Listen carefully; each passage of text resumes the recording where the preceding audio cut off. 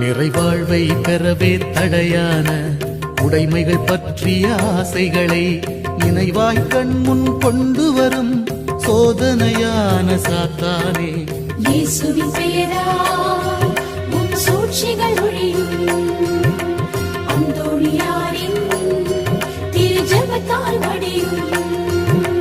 இயேசுவின் பெயரால் உன் சூழ்ச்சிகள் ஒழியும். பெரிய அந்தோணியாரின் திரு ஜெபத்தால் மடியும்.